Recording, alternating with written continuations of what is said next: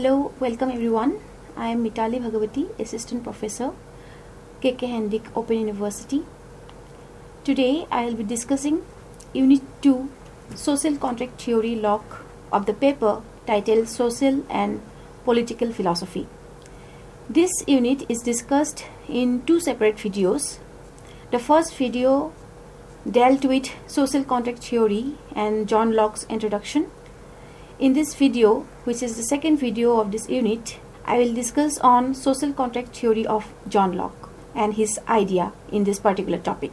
In the previous video of this unit, we have discussed about what is the state of nature, how the individual enter into a society, and what is social contract according to Hobbes, and what is the relation between individual and society. Now in this video, we will try to understand Locke's view on social contract. So today we will be discussing Locke's view on human nature, his idea of social contract, and the criticism on Locke's theory. Before this, let us again revisit the overview of John Locke and his importance in philosophy. John Locke was an influential English philosopher who made significant contribution to empiricism, political theory, and liberalism. His celebrated work and essay concerning human understanding changed the notion of innate ideas and proposed that the human mind is a tabula rasa, blank slate, that's shaped by experience. Locke's political philosophy advocated for natural rights, limited government, and a social contract theory which influenced the Enlightenment and inspired revolution.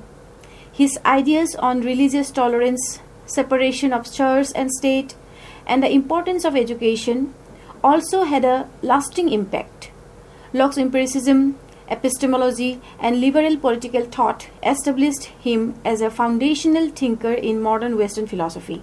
Now let us try to understand the concept of social contract. The social contract theory is a political philosophy that explains the legitimate basis of state authority over individuals. It posits that individuals agree through an implicit or explicit contract to surrender some of their freedoms to the state in exchange for protection of their remaining rights and maintenance of social order. The roots of social contract theory can be traced back to ancient Greek and Roman philosophers like Socrates, Plato. However, it gained prominence during the Enlightenment era through the work of the key thinkers such as Hobbes, Locke, and Rousseau. Hobbes' celebrated work, Metonymy, presented one of the earliest and the most influential articulations of the social contract theory. He argued that individuals in a state of nature would agree to cede their liberties to an absolute sovereign power to avoid the perpetual fear and conflict that characterize such a state. Locke's two treatises of government offered a more liberal perspective, asserting that governments derive their authority from the consent of the governed and exist to protect the natural rights of individuals, including life, liberty, and property. Rousseau's The Social Contract explained on this idea suggested that individuals would collectively form a general will to govern society, with the sovereign power being the expression of this collective will. The social contract theory provided a philosophical justification for the legitimacy of state authority while also establishing limits on that authority, serving as a foundational concept of modern political system and theories of democracy, constitutionalism, and individual rights.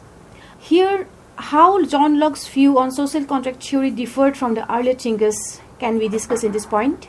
While Hobbes depicted that the state of nature as a constant war of every man against every man, Locke saw it as a state of perfect freedom and equality, where individuals governed by reason follow the law of nature.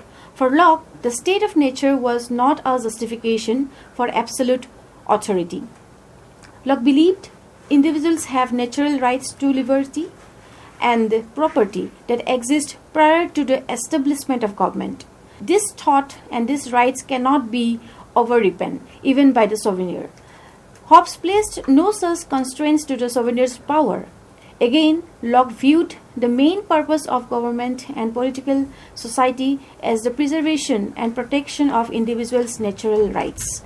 But for Hobbes, the sovereign power existed primarily to enforce social order and avoid societal conflict. Another key difference is that Locke's state that the legitimate government derives its authority from the consent of the governed. Citizens essentially loan some freedoms to the state of better secure their remaining rights. On the other hand, Hobbes advocated an absolute monarchy with near total sovereign control. Both of them also differ in the context of right of revolution. Locke asserted that if the government fails to uphold and uphold its obligations by violating rights, the people have a right to withdraw their consent and overthrow that government. This challenged the once accepted doctrine of the divine right of kings. While based on a social contract like Hobbes, Locke's version placed greater moral limitations on state power and advanced more liberal ideas about natural rights, consents, and the ability to dissolve unjust political rule. This departure influenced later democratic revolution. Let us now talk about Locke's perspective on the state of nature and the human condition. Locke described a hypothetical state of nature that preceded government over society. Unlike Hobbes, who viewed it as a state of constant war, Locke saw the state of nature as a state of perfect freedom and equality governed by reason. In this pre-political condition, all individuals were free and equal with natural rights to life, liberty, and property. Locke had a more optimistic view of human nature compared to Hobbes. He believed humans were generally governed by reason and tolerant of others in the state of nature. However, there were still quarrelsome people who would violate others' rights, making some form of political authority necessary. In the state of nature, Locke argued that was a law of nature derived from reason. This natural law included the right to punish those who violated the rights of others, but there was no impartial judge or authority to equitably interpret, enforce, and the law of nature. The main purpose for living the state of nature was to preserve and protect individual rights through an agreed political order. By performing a commonwealth through consent with an established, known and indifferent judge, individual would partially and impartially settle disputes. So while viewing humanity, Locke still saw a need for government to rely secure rights and property in cases where the law of nature broke down. His vision aimed to maximize freedom while providing civil order. Thus, John Locke, an influencer Enlightenment philosopher, proposed a theory on how individuals transform from a state of nature where there is no established government or societal rules to a governed society. According to Locke, the transition occurs through a social contract. Locke's theory of social contract and the transition from a state of nature to a governed society influenced the development of democratic ideals and the formation of modern constitutional governments. His ideas played a significant role in shaping the political philosophies that guided the American and the French revolutions. Therefore, we can understand that according to Locke, before the existence of the society, man is free and there is no oppressive restrictions imposed on them in the state. Everyone follows natural laws and live peacefully. This can be said to be Locke's view on nature, human nature. It is a state of peace, reason, and goodwill. Locke holds that there is no government before the society is formed. Unlike Hobbes, he considers that this state to be pre-political rather than pre-societal, where the people followed only the law of nature. According to Locke, law of nature means laws created by God which deals with every aspects of human mind.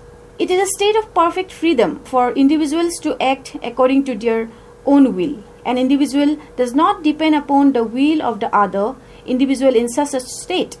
It is not a state of war, but a state of perfect happiness, equality, liberty, where they enjoy equal rights.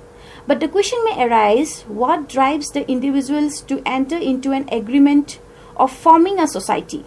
Locke states that such a state of nature is not without disadvantage. Locke does not differ the state of nature as state of war, and out of the chaotic situation, individuals enters into an agreement to form a society. According to Locke, there are certain inconveniences faced by the individuals in the state of nature which bound them to form a society. With the increase of individuals, that would be inequalities regarding the distribution of properties. Such disputes would not be solved as there would be no any trustworthy and defined mechanism. Due to such inconvenience, it is felt that the right of the individual not always protected in the state of nature. Most of the individuals do not respect others' right. Different individuals interpret the law of nature differently about one thing in their own ways, which will create conflicts of the various interpretations regarding the meaning of law. Moreover, there is a lack of proper organization in such state, which is a threat to the security from the aliens. Again, the judge would punish the individual severely who would violate the laws. Due to such inconvenience, people would come together with a contract and untie together to defend one another's right, so that there would be a social contract among the people in general. Now let us proceed to understand Locke's idea of social contract. To get rid of the inconveniences of the state of nature, the better solution is to come to an agreement or contract. According to Locke, there are two contracts. Firstly, the individuals come to a contract to form an individual society. Secondly, the individuals come to another agreement to form a government or a political society. It is to be noted that the distinction between these two agreements are important, as it shows that the authority is titled by the individuals in society on government, so that the government fulfills the necessity of individuals. If the necessities are not adequately represented, then the citizens of the state can distribute both with their disputes and with the existing form of government. The people do not surrender all their rights to the state by the formation of the society.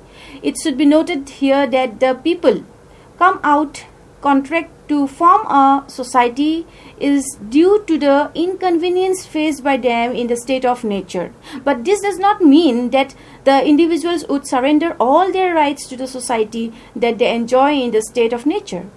The main intention of formation of the society is the making and execution of laws. The political authority is to see whether each man's right is correctly represented. However, the individuals do not surrender their rights to the political authority, as the authority might misuse them. Thus, the powers of the government are in the hands of the individuals. The government is powerful if and only if it guarantees to preserve the life, liberty, and estate. Thus, the ultimate sovereignty rests in the hands of the people. Locke rejects the idea of absolute sovereignty and believes in the distribution of powers, because the person who make laws would also execute them, and they may themselves not follow those rules. They may make and execute laws in their own favor, and their interest may differ from the rest of the individuals. Thus, the power of the government is rooted in the hands of the people. The political society is created in order to secure individual freedom to satisfy their necessities. The individuals can exercise power, have duties towards the society, can enjoy their rights, have responsibilities, can enjoy their liberties, and also have some constraints. According to Locke, the state looks after the rights and interests of the individuals and ensures the maximum possible freedom of every citizen. Locke holds that every citizen has the right to disobey and resolve against the government that violate the natural rights of individuals. It is the duty of the state to protect the rights of individuals. If the government fails to protect the rights and liberties of individuals, then the individuals can use force against the government and can take back the power of the government. They can take back to the authority and power from the government. In that case, by revolving against the government, then sovereignty would go back to the society, which lead them to recreate government again. Locke says that the small issues should not be taken into account to remove the government until and unless the issues hamper a large number of people. Locke is aware of the fact that if people take away the power of the government or throw away the government from the throne, then it would lead to nihilism. Thus, he establishes a balanced version of political obligation to form a society. From Locke's view of social contract theory, it is clear that individuals enter into two contracts. The first contract arises out of the inconveniences faced by the individuals in the state of nature, due to which they untie together and form a society. The second contract informed between the society and the government, in which the liberties of the individuals are sacrificed in order to form the stability in the society, which is only possible in the political community. In the second contract, the government must protect the rights of the individuals. Only then the state obeys its authority. If the government fails to do it, then people can rebel against the government. But it would not lead to the resolution of the social contract, but it would lead to the removal of the government. Thus, we can come to know that according to Locke, it is the duty of the state to protect the natural rights of the citizens. It is the obligation of the state towards the citizens rather than the obligation of the citizens towards the state. If the state fails to protect and secure the individual's right, the individuals can dethrone the power of the government. This is what basically Locke means by the social contract theory. Thus, the social contract theory proposed by John Locke suggests that individuals originally existed in a state of nature where they had perfect freedom and equality, but also faced constant insecurity and the threat of interference from others. To overcome these problems and situations, individuals voluntarily gave consent to form a civil society and establish a government through a social contract. However, Locke's theory is not free from some criticism. Firstly, the society is not a simple institution that can be easily created or destroyed. There can be many other reasons behind the formation of the society than what Locke suggests. Again, Locke suggests that the ultimate power rests in the hands of the majority of the individuals of the state. In this regard, he fails to understand that a single citizen may be deprived of his natural rights by a single individual or a majority of individuals. He fails to realize that even the majority of individuals can be autocratic. Moreover, Locke's idea of state lacks the concept of moral authority.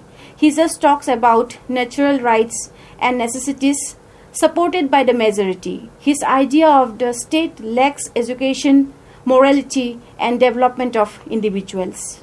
By giving power to the state of removing government if the necessities of the majorities of the citizens are not fulfilled, or if the government misuses the power, it shows that Locke assigns negative functions to the state. It leads to the control of the strong over the weak. Locke is also criticized on the ground that there is a lack of social justice among individuals. He stresses more on the majority without taking into consideration the needs of the minorities. Critics argue that the state of nature and the social contract are hypothetical constructs that may not accurately reflect the historical reality of how societies and governments formed. The idea of individuals consciously consenting to the social contract is seen as a fiction. Locke's assumption that individuals can freely consent to the social contract has been challenged. Critics argued that the future generation do not have the opportunity to consent to the government, yet they are bound by it, undermining the theory's principles of legacies through consent. Some philosopher has also criticized Locke's theory for placing too much emphasis on the protection of private property rights, potentially at the expense of other rights or the common good. Locke's theory has been criticized for its failure to address issues of inequality and exclusion. His conception of natural rights and the social contract did not accurately consider the rights and consent of the minority groups, such as women and those without property. Critics also argue that Locke's theory is overly individualistic and atomistic, failing to recognize the inherently social nature of human beings and the importance of community and collective interest. Some philosophers, such as Hobbes, argued that Locke's theory does not provide a strong enough basis for political stability and authority, as the right to revolution could lead to constant instability. Locke's concepts such as the state of nature, natural rights, and the social contract have been criticized for being open to various interpretations, leading to different and sometimes contradictory conclusions. But despite this criticism, Locke's social contract theory remains an influencer and important contribution to political philosophy, laying the foundation for modern ideas of limited government, individual rights, and the legitimacy of democratic governments. Locke's ideas form the backbone of modern democratic thought. His assertion that government exists with the consent of the governed and must protect the rights of citizens unpins the principle of many contemporary democracies.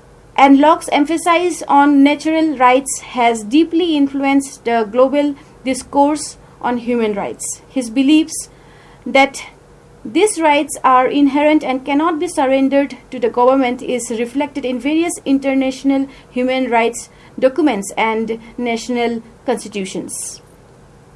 Locke argued that the law should govern both the people and the ruler, advocating for the separation of powers within the government. This principle is vital in contemporary legal and political systems to prevent the abuse of power and ensure impartiality and fairness in government. Locke's theory helps explain the basis of political legitimacy in modern states. His idea has legitimacy stems from the consent of governed, and the government's ability to protect individual rights help maintain political stability and justify democratic governments. Locke's view that the social contract is a voluntary agreement to form societies, and governments emphasize the role of civil society as a mediator between individuals and the state.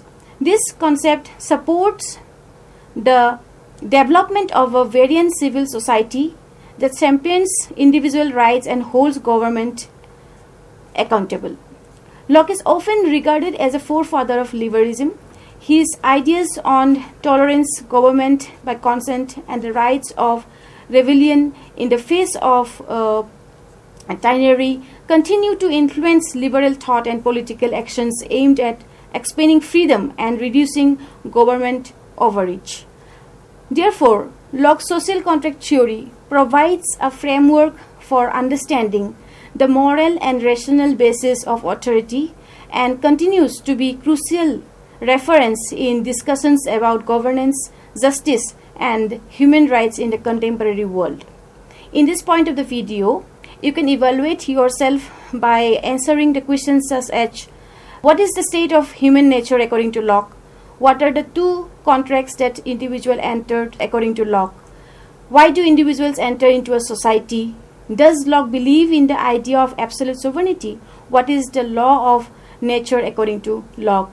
And what is social contract theory according to Locke? Now let us sum up this video and once again try to understand Locke's social contract theory. John Locke's social contract theory is a prominent political philosophy that greatly influenced the development of modern democratic thought. Here are the key points about John Locke's social contract theory. Number 1, state of nature. Locke believes that initially all individuals were in a state of nature where they were free, equal, and independent and had natural rights to life, liberty, and property. Secondly, there is social contract. To escape the insecurities and conflicts of the state of nature, individuals entered into a social contract agreeing to form a civil society and establish a government to protect their natural rights. Thirdly, consent of the governed. The authority of the government is derived from the consent of the governed. The people are the ultimate source of political power, and they have the right to withdraw their consent and change or overthrow a government that fails to protect their rights. And next, there is limited government. The primary purpose of the government is to protect the natural right of its citizens. Locke advocated for a limited government with the balance to prevent the abuse of power. He also talks about the right of property. He also talks about the right of revolution, the separation of power. John Locke advocated for the separation of powers between the executive and judicial branches of government to prevent the concentration of power and ensure the balance in the society. Thus, we can conclude that Locke's social contract theory laid the foundation of modern constitutional democracy and influenced the development of liberal political thought. His ideas about natural rights, limited government, consent of governed, and the right to revolution were instrumental in shaping the political systems of many Western nations. In the end of the video, you can go for further reading in this topic. You can refer to Locke's Political Philosophy by John Donne, a comprehensive introduction to Locke's political ideas, written by a leading scholar on Locke. You can also go through Sivnath Chakrabarty's An Introduction to Politics. And another important book on this is Sanatan Paul's and Dhrubajyoti Das, Western Political Thinkers. You can go through that book. Thank you very much for listening to me.